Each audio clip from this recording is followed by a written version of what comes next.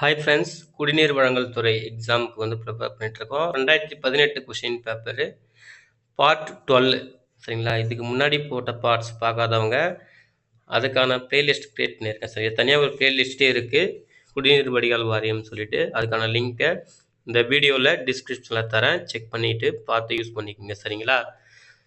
2018 question paper part 12 பார்க்கலாம். சரிங்களா? என்னென்ன கொஷின் இருக்குது, முக்கியமான கீ பாயிண்ட்ஸ் பார்க்கலாம். Question number 96. The string diagram is சரிங்களா? ஸ்ட்ரிங் டயக்ராம்னா என்ன அப்படின்னு சொல்லிட்டு டெஃபினிஷனே வந்து கேட்குறாங்க. ஓகேங்களா? அதை பற்றி நம்ம பார்க்கலாம். அதாவது ஸ்ட்ரிங் டயக்ராம்னா என்ன அப்படின்னு பார்த்தீங்கன்னா, a scale plan or model on which a thread is used to trace and measure the path of workers, சரிங்களா, மெட்டீரியல்ஸ் ஆர் எக்யூப்மெண்ட். இது வந்து பார்த்தீங்கன்னா ஒரு ஸ்கேல் பிளான் தான் ஸ்ட்ரிங் டயக்ராம்ன்றது, or model which a thread is used to trace and measure the path of workers, material, equipment. இப்போ ஒரு கம்பெனியில், ஒரு மேனுஃபேக்சரிங் கம்பெனியில் ஒர்க்கர்ஸு, மெட்டீரியல்ஸு, எக்யூப்மெண்ட்ஸ் இருக்குது பார்த்தீங்களா?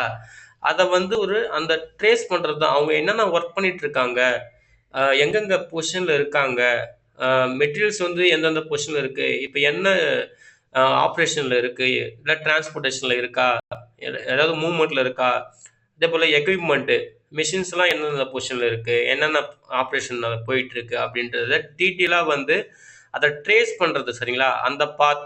அதுக்கான பாத்தை ட்ரேஸ் பண்ணுறது தான் ஸ்ட்ரிங் டயக்ராம் அப்படின்னு சொல்லுவோம். ஸ்கேல் பிளான், சரிங்களா? அதான் ஸ்கேல் பிளான் அப்படின்னு சொல்லுவோம், ஆர் மாடல். சரிங்களா? இதெல்லாம் ட்ரேஸ் பண்ணுறது தான் ஒரு மேனுஃபேக்சரிங் கம்பெனியில் நடக்கும். ஒர்க்கர்ஸையோ, மெட்டீரியல்ஸையோ, இல்லை எக்யூப்மெண்ட்டையோ ட்ரேஸ் பண்ணுறது, என்ன ஆப்ரேஷன் போயிட்டுருக்கு, ஒர்க்கர்ஸ் என்ன பண்ணுறாங்க, மெட்டீரியல்ஸ் எங்கெங்கே இருக்குது அப்படின்றத ட்ரேஸ் பண்ணுறது தான் இந்த ஸ்ட்ரிங் டயக்ராமோட வேலை. அதுதான் இதோட டெஃபினிஷன். சரிங்களா? அடுத்தது கொஸ்டின் நம்பர் 97, அதை பார்ப்போம். கொஸ்டின் நம்பர் 97 பார்த்தீங்கன்னா, இந்த பெட் நெட்வொர்க், சரிங்களா, PERT network an activity as an optimistic time of 3 days. Optimistic time கொடுத்துருக்காங்க 3 டேஸ்ன்னு சொல்லிட்டு. Pessimistic time of 15 days. சரிங்களா? பெசிமிஸ்டிக் டைம் கொடுத்துருக்காங்க. And the expected time is 7 days. Expected time கொடுத்துருக்காங்க. The most likely time of the activity is, என்ன கேட்குறாங்கன்னா, the most likely time of activity அப்படின்னு கேட்குறாங்க. சரிங்களா? நம்ம அதான் கண்டுபிடிக்கணும். சரிங்களா? ஃபஸ்ட்டு இங்கே இந்த பெர்ட், PERT அப்படின்னு ப்ரோக்ராம் எவல்யூவேஷன் அண்ட் ரிவ்யூ டெக்னிக்யூ அப்படின்னு சொல்லுவோம். ப்ரோக்ராம் எவல்யூவேஷன் அண்ட் ரிவ்யூ டெக்னிக்யூ அப்படின்றது தான் அது பெர்ட் அப்படின்னு ஷார்ட்டாக சொல்லுவோம். இது வந்து ஒரு ஃபார்முலா யூஸ் பண்ணி நம்ம ஒரு சம்முதான், அது வந்து ஒரு ப்ராப்ளம் தான் அது வந்து. சரிங்களா? இதில் வந்து என்ன கேட்குறாங்க அப்படின்னு பார்த்தீங்கன்னா, time of activity, the most likely time of activity கேட்குறாங்க. இதுக்கு ஒரு ஃபார்முலா இருக்குது. என்ன ஃபார்முலா அப்படின்னு பார்த்தீங்கன்னா, கொஸ்டின் நம்பர் 97க்கு ஒரு ஃபார்முலா இருக்குது. அதாவது TE, சரிங்களா, TE ஈக்குவல் டு, இந்த formula TE equal to TO plus TP plus 4TM. சரிங்களா?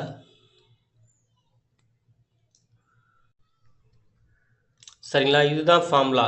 TE equal to small TO plus small TP plus 4TM divided by 6. இதுதான் ஃபார்முலா. இங்கே வந்து பார்த்தீங்கன்னா, இந்த TO அப்படின்னா இங்கே என்ன கொடுத்துருக்காங்க, ஆப்டிமிஸ்டிக் டைம்னு இருக்குது பார்த்தீங்களா, 3 டேஸ். அந்த 3ன்றத அங்கே சப்ஸ்டியூட் பண்ணணும். சரிங்களா? அதுதான் TO, ஆப்டிமிஸ்டிக் டைம் ஆஃப் 3 டேஸ்னு கொடுத்துருக்காங்க பார்த்தீங்களா, அந்த TOக்கு பதிலாக இங்கே 3 போடணும். அடுத்து TP அப்படின்னா பெசிமிஸ்டிக் டைம். பெசிமிஸ்டிக் டைம் எவ்வளோ கொடுத்துருக்காங்க 15 days 15 நாள், இதுக்கு பதிலாக 15 போடணும் இந்த டிபிக்கு பதிலாக. ப்ளஸ் 4tm, டிஎம்னது மோஸ்ட்லி லைக் டைம், சரிங்களா, most likely time of activity, அதான் கேட்டிருக்காங்க. நம்ம கண்டுபிடிக்க வேண்டியது இதுதான், most likely time of activity, இதுதான் நம்மளுக்கு தெரியாது, சரிங்களா. எக்ஸ்பெக்டட் டைம் 7 days, இந்த டிஇனா இது இருக்குது பார்த்தீங்களா, லெஃப்ட் ஹேண்ட் சைடில் டிஇ இருக்குது பார்த்தீங்களா, அது எக்ஸ்பெக்டட் டைம், அதான் 7 days, அது கொடுத்துட்டாங்க. இப்போ நமக்கு தெரியாது எது, இந்த டிஎம் தான் நமக்கு தெரியாது. அப்போது நம்ம இந்த ஃபார்முலாவில் இந்த வேல்யூலாம் சப்ஸ்டியூட் பண்ணிவிட்டு எப்படின்னா 7 ஈக்குவல் டு, ஏன்னா டிஇனா 7 தானே, expected time 7 equal to T1 3, அதாவது ஆப்டிமிஸ்டிக் டைம் 3 ப்ளஸ் டிபினானது பெசிமிஸ்டிக் டைம் 15 நாள், சரிங்களா, 15 days ப்ளஸ் 4tm, ஏன்னா டிஎம் நம்மளுக்கு தெரியாது, அப்படியே வச்சுட்டு டிவைட் பை 6. இப்போ நம்மளுக்கு இதை சிம்பிளிஃபை பண்ணணும், இதை சால்வ் பண்ணோம்னா கிடைச்சிரும், இந்த டிஎம் கிடைச்சிரும், சரிங்களா. இதை சால்வ் பண்ணுறப்ப நம்மளுக்கு என்ன ஆன்சர் வருதுன்னு பார்த்தீங்கன்னா 6 days வருது, சரிங்களா, 6 days, இதுதான் இதுக்கான ஆன்சர், சரிங்களா. இந்த ஃபார்முலா நோட் பண்ணிக்கங்க, நீங்கள் சப்ஸ்டியூட் பண்ணிவிட்டு சால்வ் பண்ணி பாருங்கள், 6 days வரும். TE equal to TO plus TP plus 4tm divide by 6. T1 optimistic time, டிபினா பெசிமிஸ்டிக் டைமு, சரிங்களா, டிஎம்னா மோஸ்ட் லைக்லி டைமு. இதில் நம்ம மோஸ்ட் லைக்லி டைம் டிஎம் தான் கண்டுபிடிக்கணும், சரிங்களா. இது எல்லாமே டேஸில் கொடுத்துருக்காங்க, ஸோ யூனிட் கன்வர்ஷன் எதுவும் பிரச்சனை இல்லை. அப்படியே நம்பர்ஸ் அப்ளை பண்ணிவிட்டு எத்தனை நாள் வருதுன்றதை செக் பண்ணணும், சரிங்களா. மோஸ்ட் லைக்லி டைம் டிஎம் என்னன்னு கேட்குறாங்க, ஓகேங்களா. டிஎம்னா அங்கே நீ கண்டுபிடிக்கணும், டிஎம், இது TM, most likely time to activity, time of the activity. Optimistic டைம்னது டிஓ, பெசிமிஸ்டிக் டைம்னது டிபி, எக்ஸ்பெக்டட் டைம்னது டிஇ, கேபிட்டல் டி, சரிங்களா. இதெல்லாம் கொடுத்துட்டாங்க, நீங்கள் என்ன கண்டுபிடிக்கணும், டிஎம் தான் கண்டுபிடிக்கணும். அதுக்கான ஃபார்முலா நான் சொல்லியிருக்கேன், அதை சப்ஸ்டியூட் பண்ணோம்னா கிடைக்கும் 6 days கிடைக்கும். அதுக்கான ஆன்சரு இதுதான், சரிங்களா. இதுதான் PERT, programmable evaluation and review technique. அந்த சம்முக்கான அந்த ப்ராப்ளம் யூஸ் பண்ணி நம்ம ஆன்சர் கண்டுபிடிக்கணும். அதுக்கான ஆன்சர் இதுதான், சரிங்களா. இது கொஸ்டின் நம்பர் 97. அடுத்தது question number 98. If two equal forces of magnitude P act on angle theta degree, the resultant will be. If two equal forces of magnitude, ரெண்டு ஈக்குவல் ஃபோர்ஸ் இருக்குது, அதோட வேல்யூ இருக்குது, அது பின்ற பாயிண்டில் தீட்டான்ற டிகிரியில் ஆக்ட் ஆகுது, அப்போ அது ரிசல்ட் என்னவா இருக்கும் அப்படின்னு கேட்குறாங்க.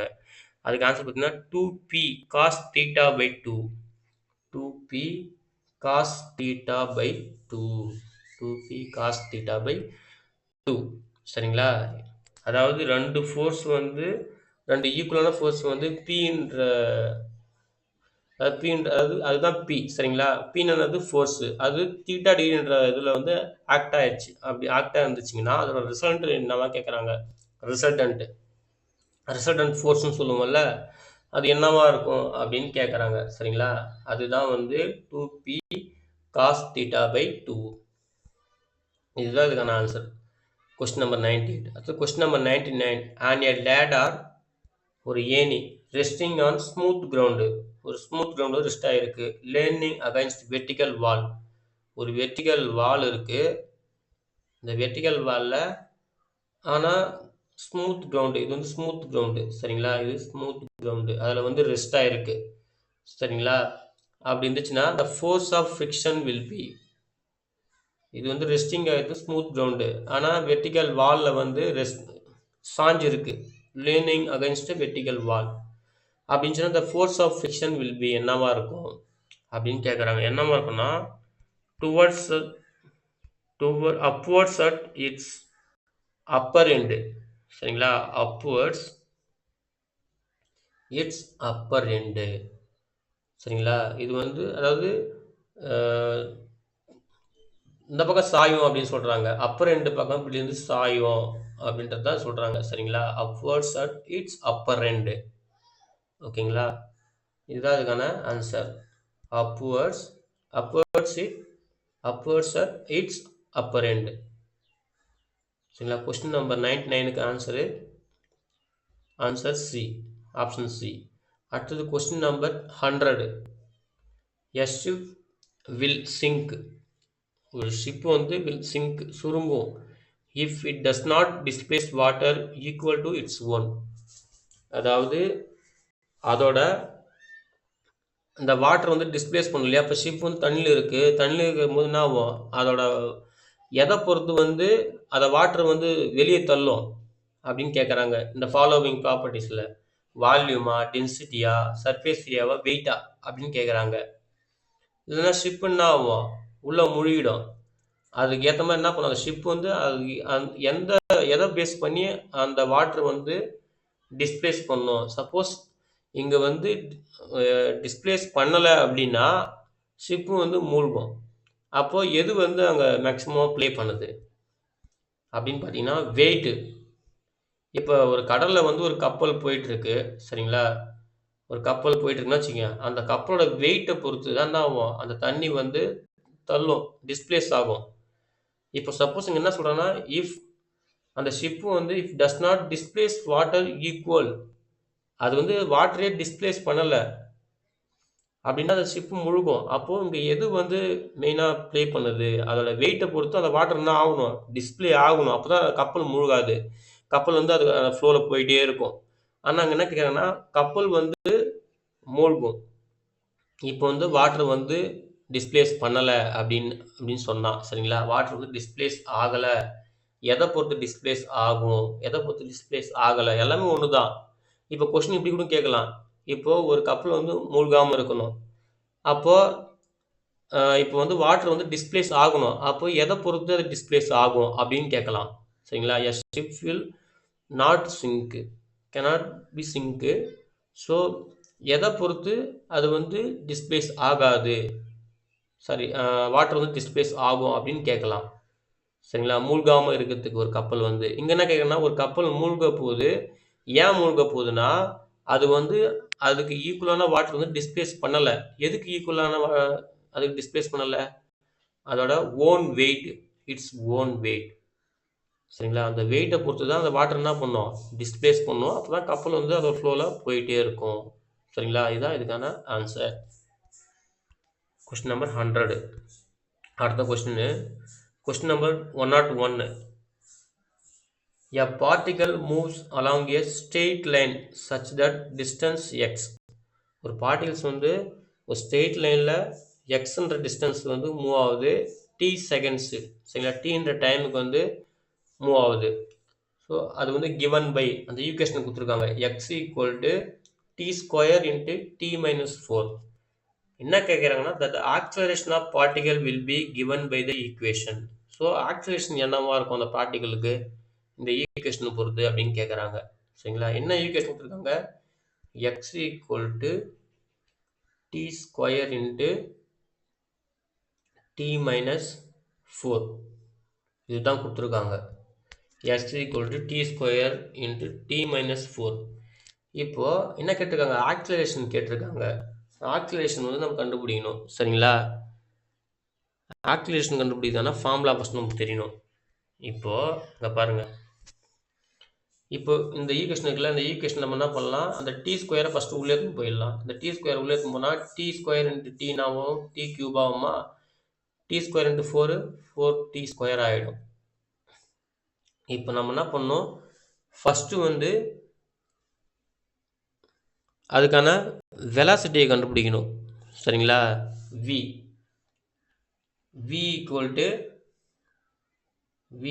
To dx by dt.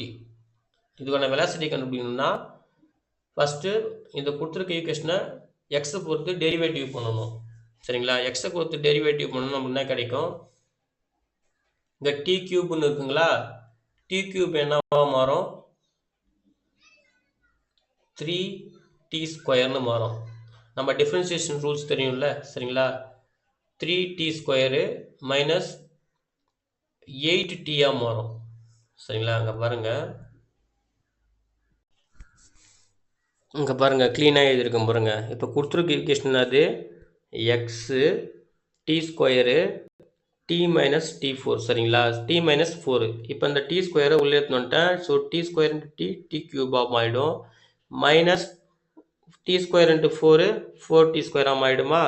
First நம்ம என்ன பண்ணணும், வெலாசிட்டி கண்டுபிடிக்கணும். வெலாசிட்டினா என்னது, இந்த எக்ஸை பொறுத்து டைம் பொறுத்து நம்ம என்ன பண்ணணும், டிஃப்ரென்ஷியேட் பண்ணணும் சரிங்களா. எக்ஸை டைம் பொறுத்து டிஃப்ரென்ஷியேட் பண்ணணும். இப்போ இந்த ஈக்குவேஷனை டிஃப்ரென்ஷியேட் பண்ணணும் என்ன கிடைக்கும், டைம் பொறுத்து டீயை பொறுத்து இந்த டி கியூப் என்னவா மாறும், 3t ஸ்கொயராக மாறும் நம்ம டிஃப்ரென்ஷியேஷன் ரூல் அப்ளை பண்ணால். அப்புறம் மைனஸ் இந்த 4t ஸ்கொயர் என்னவா மாறும், இந்த 2 இந்த பக்கம் 4 மல்டிப்ளை பண்ணால் 8 வருமா. அப்போ 8 × t டிஃப்ரென்ஷியேட் ரூல் வந்து யூஸ் பண்ணுங்க. யூஸ் பண்ணால் நம்மளுக்கு வந்து என்ன கிடைக்கும், 3t ஸ்கொயர் மைனஸ் 8t கிடைக்குமா. இது வெலாசிட்டி. நம்மளுக்கு என்ன தேவை, என்ன கொஸ்டினில் கேட்டிருக்காங்க, ஆக்சலரேஷன் தான் கேட்டிருக்காங்க. The acceleration of the particle, acceleration of the particle தான் கேட்டிருக்காங்க. ஸோ அப்போ ஆக்சலரேஷன் நம்ம என்ன பார்க்கணும். அப்போ ஆக்சலரேஷன் என்ன ஃபார்ம்லானா, ஏ ஈக்குவல் டு இந்த டிவி இருக்கு பார்த்தீங்கன்னா, அதை மறுபடியும் டைம் பொறுத்து டிஃப்ரென்ஷியேட் பண்ணணும். Dv by dt, dv by dt சரிங்களா. அந்த வெலாசிட்டியை அகைன் டிஃப்ரென்ஷியேட் பண்ணணும் டைம் பொறுத்து. இப்போ நம்ம இதை அகைன் டிஃப்ரென்ஷியேட் பண்ண என்ன கிடைக்குன்னு பாருங்கள். இங்கே 3t ஸ்கொயர் இருக்குதா, இந்த நம்ம டிஃப்ரென்ஷியல் ரூல் அகைன் யூஸ் பண்ணுங்க. நான் 6tயாக மாறும். இங்கே 8t இருக்குங்களா, அந்த மைனஸ் அப்படியே போட்டுங்க. அந்த 8t நாவும் 8t வந்து போயிடும், 8 மட்டும் தான் இருக்கும். ஸோ ஃபைனல் ஆன்சர் என்னது, 6t மைனஸ் 8. இது இருக்கு பாருங்கள், 6t மைனஸ் 8. ஸோ இதுதான் வந்து ரூலு. இதுதான் இதை கண்டுபிடிக்கணும்னா ப்ரொசீஜரும் கூட சரிங்களா. ஸோ ஃபஸ்ட்டு கொடுத்துருக்க ஃபார்மில் அப்படி எழுதிட்டோம். ஃபஸ்ட் நம்ம என்ன கண்டுபிடிக்கணும், வெலாசிட்டி கண்டுபிடிக்கணும், அப்புறம் ஆக்சலரேஷன் கண்டுபிடிக்கணும் சரிங்களா. இப்படி தான் நம்ம கண்டுபிடிக்கணும். இது முக்கியமான கொஸ்டின், முக்கியமான பாயிண்ட்டு நோட் பண்ணிக்கங்க, மறுபடியும் கேட்கறதுக்கு வாய்ப்பு இருக்குது. ஸோ ஆன்சர் என்னது, 6t மைனஸ் 8. டிஃப்ரென்ஷியேட் ரூலை அப்ளை பண்ணுங்க. ஓகேங்களா, அவ்வளோதான் ஃப்ரெண்ட்ஸ். அப்போது கொஸ்டின் நம்பர் 101க்கு 6t மைனஸ் 8 தான் ஆன்சர் சரிங்களா. அப்புறம் கொஸ்டின் நம்பர் 102 அதை பார்க்கலாம். The radius of gyration of disc type flywheel of diameter. The radius of gyration of disc type flywheel diameter base பண்ணி கேட்குறாங்க. இதுக்கு ஆன்சர் பார்த்தீங்கன்னா சி, d/4 சரிங்களா. டிஸ்க் டைப் ஃப்ளைவீலுக்கான ரேடியஸ் ஆஃப் கைரேஷன் அது d/4 சரிங்களா. அப்புறம் 103 கொஸ்டின் நம்பர் 103 பண்ணிக்கலாம். Partial balancing in locomotive results. Partial balancing in locomotive, அதாவது பெரிய என்ஜின்ஸ் இருக்குது பார்த்தீங்களா, அதில் பார்ஷியல் பேலன்சிங் வந்து என்ன ரிசல்ட்ஸ் கொடுக்கும் லோகோமோட்டிவ் இன்ஜினில் கேட்குறாங்க. என்ன ரிசல்ட்ஸ்னால் option A, hammer blow, variation of tractive effort, swaying couple சரிங்களா. இதுதான் ரிசல்ட், இதுதான் கொடுக்கும் லோகோமோட்டிவ் என்ஜின்ஸ் வந்து பார்த்தீங்கன்னா.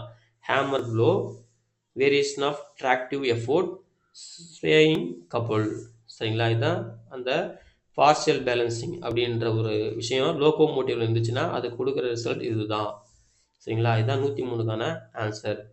104 question number, which of the following pairs is correctly matched. கொடுத்துருக்குற இந்த பேர்ஸில் எது வந்து கரெக்டாக மேட்சாக இருக்குது அப்படின்னு கேட்குறாங்க. இது பார்த்தீங்கன்னா option d, Fourier frequency domain analysis. இது மட்டும் தான் பேர் ஆகுது, மேட்ச் ஆகுது சரிங்களா கரெக்டாக. ஃபோரியர் ஃப்ரீக்வன்சி டொமைன் அனாலிசிஸ் ஓகேங்களா, இதையும் நோட் பண்ணிக்கங்க. இதான் கொஸ்டின் நம்பர் 104க்கான ஆன்சர் ஓகேங்களா. அவ்வளோதான் ஃப்ரெண்ட்ஸ், இதுதான் பார்ட் 12க்கான கொஷின்ஸு, முக்கியமான கீ பாயிண்ட்ஸ் சரிங்களா. கண்டிப்பாக இந்த வீடியோ உங்களுக்கு யூஸ்ஃபுல்லாக இருக்கும் நம்புகிறேன் ஃப்ரெண்ட்ஸ் சரிங்களா. பார்ட் 13 வந்து நெக்ஸ்ட் வீடியோவில் பார்க்கலாம் சரிங்களா. இந்த வீடியோ உங்களுக்கு பிடிச்சிருந்தால் லைக் பண்ணுங்கள், உங்கள் ஃப்ரெண்ட்ஸுக்கும் ஷேர் பண்ணுங்கள். தேங்க்யூ.